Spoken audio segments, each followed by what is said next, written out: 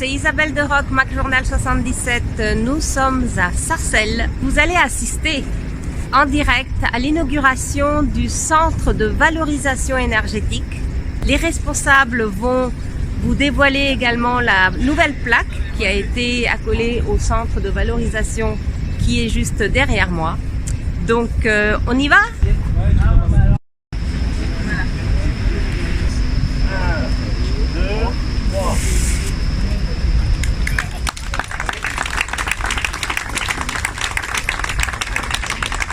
On va partager un moment qui marque une étape importante pour CIGEDURS. La valorisation énergétique est et restera une filière essentielle pour plus de 60% des déchets de notre territoire. Une filière essentielle pour les déchets résiduels. Cette valorisation qui est réalisée par la production d'électricité autoconsommée et injectée sur le réseau public. Production de chaleur également à destination du réseau de chauffage de Sarcelles est un constituant local de la politique publique de l'énergie, contribuant à la souveraineté et aux objectifs d'économie circulaire. Elle permet également de maîtriser le coût global de gestion des déchets qui est au CIGEDURS parmi les plus bas d'Île-de-France. Le chantier le plus visible sera la couverture architecturale du CVE. Une amélioration du traitement des fumées sera réalisée dès cette année, ainsi que l'installation de nouveaux analyseurs en cheminée. À n'en pas douter, la réglementation évoluera dans les années à venir et le CIGEDURS ainsi que son partenaire Veolia seront au rendez-vous pour y répondre. Ce que vous voyez, il y a tout un tas de tubes et de charpentes et d'escaliers qui sont à l'air libre et aux intempéries. Et du coup, en couvrant, on protégera de la pluie, on protégera du vent. Ça sera plus pratique pour les équipes qui ont des opérations de maintenance à réaliser sur les lignes. Quand ce sera couvert, il y aura aussi moins de nuisances sonores, si vous voulez.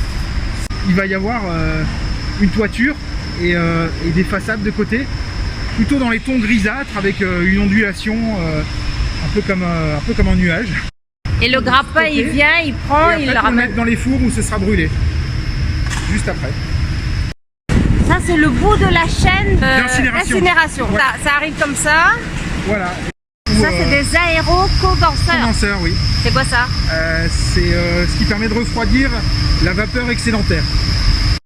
Échangeur de chaleur. Voilà, c'est ça.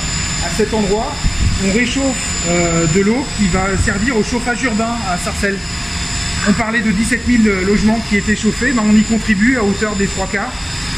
Et ça permet de diminuer la consommation de gaz fossiles. Des bouts de céramique, du verre, des choses, des cailloux, c'est des choses qui ne brûlent pas quand on essaie de les brûler, ça marche pas. Là, ils sont retraités en technique routière pour l'utilisation en sous-couche. C'est quoi la sous-couche? La sous-couche, c'est la couche de forme qu'il y a en dessous du bitume.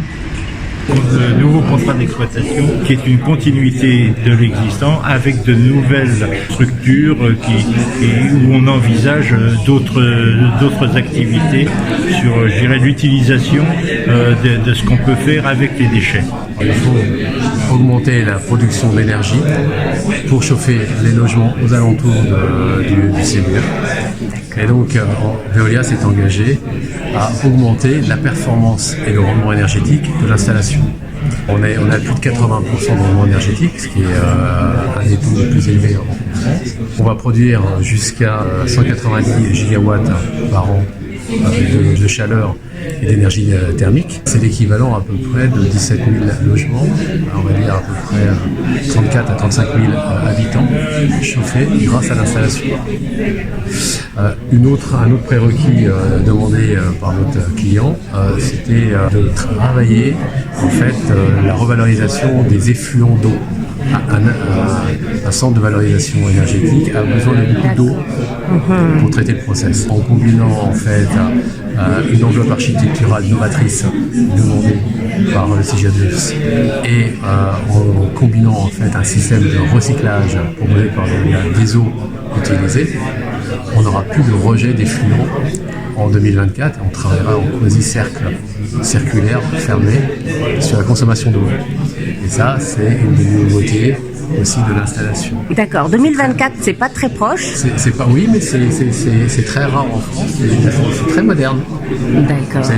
C'est quand même avant-gardiste. Voilà. Oui, il n'y a pas beaucoup de centres de valorisation énergétique qui marchent comme ça. Donc on a une politique qui est menée aujourd'hui dans la récupération des biodéchets, dans l'éducation auprès des habitants comment faire pour ces biodéchets de façon à pouvoir réduire les déchets ménagers, je dirais, au jour le jour. Le troisième impact, c'est aussi la production d'électricité, parce que la production d'électricité nous permet d'envisager dans la production de l'énergie, d'une énergie verte, c'est l'hydrogène pour la mobilité de nos bennes à ordures ménagères. Et là, on va pouvoir se servir de cette électricité qui, grâce à des électrolyseurs, vont pouvoir produire de l'hydrogène. Aujourd'hui, il y a une volonté